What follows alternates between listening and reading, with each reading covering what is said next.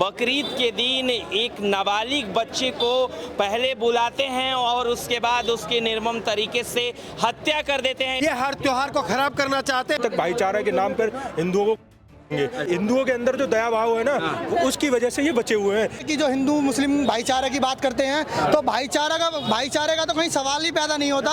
जो हिंदू हमेशा आपने कहीं भी देखा होगा वो भाईचारा कहीं नहीं रहता, वो सिर्फ चारा बनता है। भाईचारा तो बिल्कुल है ही नहीं इनके अंदर, ये सिर्फ अपने एक मकसद पे लगे हुए रहते हैं। हम प्रशासन के भरोसे हैं, प्रशासन हमारी रक्षक है, हम संविधान को मानने वाले लोग हैं, उसके हिसाब से कार्रवाई हो, उसका एनकाउंटर हो, यही डिमांड है हमारी और कुछ नहीं है। शरिया का कानून हिंदुस्तान में नहीं चलेगा, ये हिंदुस्तान है, कोई पाकिस्तान नहीं है, कोई बांग्लादेश नहीं है कि किसी सोनू कुमार को जिंदगी जाएगा। बात समझिए आप, हम संविधान के चलने वाले लोग हैं और सरकार हमारा फैसला करेगी।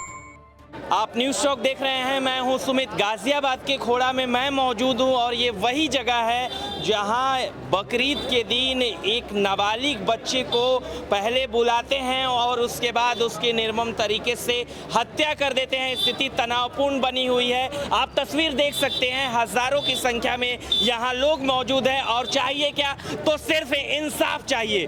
इंसाफ चाहिए, उस बच्चे को इंसाफ चाहिए जिसको बुलाकर कुछ लोग उसकी हत्या कर देते हैं। ये लोग जो खड़े हैं यहाँ पे, ये सब इंसाफ के लिए खड़े हैं और इंसाफ चाहिए। योगी सरकार से इंसाफ चाहिए, पुलिस प्रशासन से इंसाफ चाहिए। एक्चुअली बात ये है ना कि जिस दिन बकरीद थी उस दिन यहाँ जो भी दो बंदे थे, दोनों आपस में दोस्ती थे।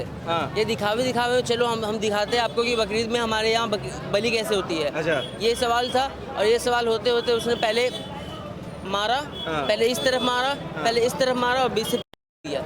उस दिन जो घटना हुई है वो इस तरीके की घटना हुई है कि बच्चे को बुलाया गया है और ये कहा गया कि तूने कुर्बानी देखी है। जो मैंने सुना, उनकी माताजी बता रही हैं और भी लोग बता रहे हैं, तूने कुर्बानी देखी है, अगर नहीं देखी तो हम तुझे दिखाते हैं बकरा कैसे काटा जाता है। और उसको छुरा घोंप के उसके अंदर घुमा दिया गया। क्या इससे ये संदेश जा रहा है कि आगे कुर्बानी जानवरों की ना हो के हिंदुओं की होगी, काटा जाएगा? कहीं ना कहीं ये मानसिकता को दर्शाता है। और मैं मुस्लिम समाज के प्रबुद्ध वर्ग से ये अनुरोध करता हूँ कि आप आगे आए और आगे आके इसकी एनकाउंटर की डिमांड करें, फांसी की डिमांड करें। इनके खिलाफ, दोषियों के खिलाफ कार्रवाई होनी चाहिए, सख्त से सख्त होनी चाहिए। ऐसा संदेश जाना चाहिए जिससे कि ये घटना दोहराई ना जाए। अभी होली पर आपने देखा दिल्ली उत्तम नगर में किस तरीके से एक युवक की दी गई। ये हर त्योहार को खराब करना चाहते हैं, हर त्योहार पे इस तरीके का कृत्य करना चाहते हैं। इस तरीके से मुस्लिम समुदाय के जो युवक हैं वो हिंदू समुदाय के लोगों में भय व्याप्त करना चाहते हैं। इनमें कानून का कोई डर नहीं है। कानून को बिल्कुल ऐसे समझते कुछ है ही नहीं। तो मैं ये अनुरोध करता हूँ कि इनके खिलाफ सख्त से सख्त कार्रवाई हो और ऐसी कार्रवाई हो जो और लोगों की आंख हो जाए और इस तरीके की घटनाएं दोहराई ना जाए। तो क्या आपको कुछ पता चला है, पहले से दोस्ती थी, आपसी कोई रंजिश थी इस वजह से? अगर मान लो दोस्ती थी तो दोस्त का कत्ल करना यानी कि दोस्ती का कत्ल करना है। अगर दोस्त का कत्ल किया है तो बहुत बड़ा गुनाह किया है। ये बिल्कुल नहीं होना चाहिए। ये धोखा है, ये कहीं ना कहीं ये गलत प्रचलन है, गलत संदेश है। इन चीजों पे अंकुश लगना चाहिए और वो लग सकता है कहीं ना कहीं सख्ती से इनके साथ पेश आना पड़ेगा। बीच में तरुण की आपने एक चीज नोट करी होगी, ये क्या करते हैं, एक जगह फिर 15-20 दिन, महीने भर, 2 महीने के लिए शांत हो जाते हैं, फिर देश के दूसरे कोने में जिससे बीच बीच में ये हत्याएं इसलिए करते रहते हैं जिससे हिंदुओं में खौफ, भय प्राप्त रहे, इनका वर्चस्व बना रहे, जिसकी वजह से। और ये सारी हत्याएं त्योहारों के समय करी जाती है, या तो ये खुद के त्योहारों पे करते हैं या फिर हिंदुओं के त्योहारों पे करते हैं। ये कब तक इसके भाईचारे के नाम पर हिंदुओं रहेंगे? हम प्रशासन से और योगी सरकार से बस यही मांग है कि आने वाले समय में इनका एनकाउंटर हो। एनकाउंटर से नीचे हमें इनका कुछ भी नहीं चाहिए। बार बार ऐसी घटनाएं हिंदुओं के साथ हो रही है देश में, तो ये गलत है ना। कब तक सिर्फ हिंदू ही कटते? जिस दिन हिंदुओं ने तलवारें उठा ली ना तो इनका रहना मुश्किल हो जाएगा। और नहीं है तो एक बार प्रशासन को बोल दो कि हिंदुओं को पूर्ण रूप से छूट दे दे। हम प्रशासन का, शासन का हर तरीके से सहयोग करते हैं। हम सहयोग करते हैं। हम चाहते हैं ये जो भाईचारा, हिंदुओं के अंदर जो दया भाव है ना, उसकी वजह से ये बचे हुए हैं। जिस दिन हमने भी इनकी तरह छुरा तलवारें उठा ली ना, इनका रहना मुश्किल हो जाएगा। अभी भी हम इनके बीच में खड़े हैं, सारे घर इनके हैं। ये सारे घर इनके हैं। ऊपर आप देखो सभी लोग लटके हुए नजर आएंगे, ये सारे घर इनके, हम उनके बीच में खड़े हैं। बताओ अभी तक, कल से और अभी तक किसी के साथ भी कोई किसी प्रकार की कोई घटना हुई हो तो अभी बता दें, क्योंकि हम चाहते हैं कि सब साथ रहते हैं तो तरीके से रहें। ऐसा नहीं है कि एक किसी को बुला लिया दोस्ती यारी में और उसको बोल रहे हैं कि आओ कैसे बकरा हलाल होता है, तो हलाल करके दिखाते हैं उसके चुरा गोप। जो नाबालिग को इन्होंने जो मार के नामर्दगी दिखाई है, तो हम बोलेंगे हमें मर्द आके एक बार भिड़ लो, हम बता देंगे कि ईंट का जवाब पत्थर से कैसे दिया जाता है। मजबूर मत करो बिल्कुल भी शस्त्र उठाने पे, वरना हम शस्त्र भी जानते हैं और शास्त्र भी जानते हैं। अच्छा, क्यों बार बार ऐसी घटनाएं हो रही है? क्या कहीं घटनाएं देखो कमी हमारे वाले में भी है कि जो हिंदू मुस्लिम भाईचारे की बात करते हैं, तो भाईचारे का तो कहीं सवाल ही पैदा नहीं होता। जो हिंदू हमेशा आपने कहीं भी देखा होगा, वो भाईचारा कहीं नहीं रहता, वो सिर्फ चारे ही चारा बनता है। भाईचारा तो बिल्कुल है ही नहीं इनके अंदर। ये सिर्फ अपने एक मकसद पे लगे हुए रहते हैं, जिसमें आपको टारगेट करते हैं, थोड़े दिन आपसे दोस्ती करेंगे, उसके बाद आपको मौत की घात उतार देंगे, आपकी निर्मम हत्या कर देंगे, आपके घर वाले आपको नहीं पहचान पाएंगे। एक तरफ बात होती है हिंदू मुस्लिम की भाईचारे की संदेश देने की बात हो रही है, यही संदेश है? नहीं, कोई भी भाईचारा नहीं है इनसे भाईचारा तो बिल्कुल ही मत रखो, कतई ना रखो इनसे भाईचारा।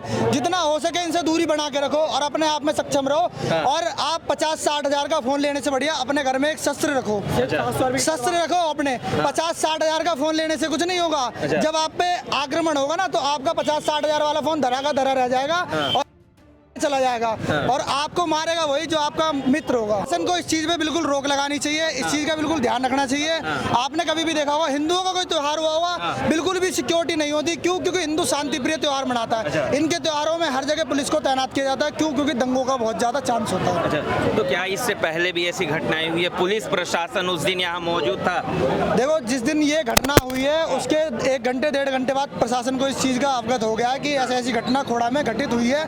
प्रशासन अपने कार्य में लगा हुआ है। उन्होंने हमसे 24 घंटे की वो आश्वासन दिया था। हम 24 घंटे का इंतजार करेंगे, 24 घंटे बाद हम अपना कार्य करेंगे। अच्छा, क्या कोई मुस्लिम भाई मुस्लिम यहाँ आए हैं आप लोग? नहीं, कोई नहीं आया और ना किसी ने दुख जताया है कि भाई इसके साथ ऐसी कोई घटना हो गई, हम इनके साथ खड़े हैं, शोकाकुल परिवार के साथ खड़े हैं। कोई नहीं आया, कोई एक बंदा मदद नहीं करने आया इनकी। कोई भी एक मुसलमान यहाँ नहीं? कोई नहीं आया, आस पड़ोस तो बिल्कुल भी नहीं। बल्कि और हमारे अन्य संगठनों की महिलाएं जब कल यहाँ पे आई तो उनके ऊपर मीट फेंका गया यहीं बराबर वाले घर से उनके, जिनको प्रशासन ने थोड़ी देर बाद ही सबको 4-5 जनों को अरेस्ट भी कर लिया। अच्छा, आप क्या चाहते हैं कि अब हम इसमें यही चाहते हैं, हमारे भाई का खून गया है तो हम अपने भाई के खून, हम ये नहीं चाहते कि कोई हाफ एनकाउंटर करके हमें लॉलीपॉप पकड़ा दे। हम फुल एनकाउंटर चाहते हैं उन लोगों का, सभी का। जितने में 2 लोग पकड़े गए हैं ना, मामले में जो लोग पकड़े गए हैं, पुलिस उनको बोल रही है कि नाबालिग है। अरे उन नाबालिगों ने मिलके ही तो नाबालिग को मारा है। क्या वो नाबालिग नहीं था? जो बच्चा मरा, हमारा भाई मरा है, वो नाबालिग नहीं था? जो पकड़े गए हैं वो नाबालिग दिख रहे हैं। इंसाफ के तौर पे होना चाहिए। बालिग नाबालिग बिल्कुल भी मत देखो आप। बातों को 8 साल के बच्चों की टिकट लगती है तो नाबालिग मारने वाले को सजा क्यों नहीं होगी? बस ये जानना चाहना चाहिए। 8 साल के बच्चे की टिकट लगती है ट्रेन में तो मारने वालों को सजा क्यों नहीं होनी चाहिए? ये बताओ बस। जो पकड़े गए वो सोचो ना, अब उनकी विचारधारा किस स्टेज की है कि भैया उन्होंने चाकू उठा लिए, मारने में पूरी मदद कर रहे हैं। प्रशासन के भरोसे, प्रशासन हमारी रक्षक है, हम संविधान को मानने वाले लोग हैं, उसके हिसाब से कार्रवाई हो, उसका एनकाउंटर हो, यही डिमांड है हमारी, और कुछ नहीं है। शरिया का कानून हिंदुस्तान में नहीं चलेगा। ये हिंदुस्तान है, कोई पाकिस्तान नहीं है, कोई बांग्लादेश नहीं है कि किसी सोनू कुमार को जिंदगी जला दिया जाएगा। बात समझिए आप। हम संविधान के चलने वाले लोग हैं और सरकार हमारा फैसला करेगी और हमारे प्रशासन व्यवस्था पे हमें पूरा भरोसा है कि वो हमारे सपोर्ट में काम करेगी। बस यही है और कोई बात नहीं है। अगर इतना ही रहता तो बार बार ऐसी घटनाएं क्यों हिंदुओं के साथ? भाई वो उनकी मानसिकता है, वो उनकी मानसिकता, उसमें हम लोग क्या कर सकते हैं? हम लोग उसकी मानसिकता चेंज नहीं कर सकते ना। बस यही बात है। हमें बचपन से हमारी मानसिकता, हमारे माँ बाप ने जो संस्कार दिए हम उसके प्रति चलते हैं। अब उनके घर वालों ने उन्हें जो संस्कार दिए वो उसके हिसाब से चलते हैं। हमें बिल्कुल शांति प्रिय रहना सिखाया है, इसलिए अभी तक यहाँ पे आप किसी से ही पूछ सकते हो। कल से रुके हुए हैं। अगर यहाँ किसी को भी हमने मारा हो, पीटा हो, कोई दंगा करा हो, कोई तोड़ फोड़ करी हो तो आप कह सकते हो हमें। अभी बिल्कुल शांति प्रिय तरीके से हम प्रशासन के साथ खड़े हैं, बिल्कुल कंधे से कंधा मिला के। जिस तरह से तो हम यहाँ पे लगातार लोगों से बात करने की कोशिश कर रहे हैं। आप स्थिति देख सकते हैं, यहाँ पे हजारों की संख्या में लोग मौजूद है और क्या चाहिए तो इंसाफ चाहिए। जिस तरह से बार बार ऐसी घटनाएं हो रही है, ईद के दिन जिस तरह से एक नाबालिग बच्चे को बुलाकर उसके बाद उसको मौत के घाट उतार दिया जाता है, ये यहाँ के लोगों का कहना है और इसी को लेकर यहाँ पे लोग इंसाफ की मांग कर रहे हैं। और भी तमाम जो लोग हैं वहाँ उनसे बात करने की कोशिश करेंगे। कितने मिनट का हुआ?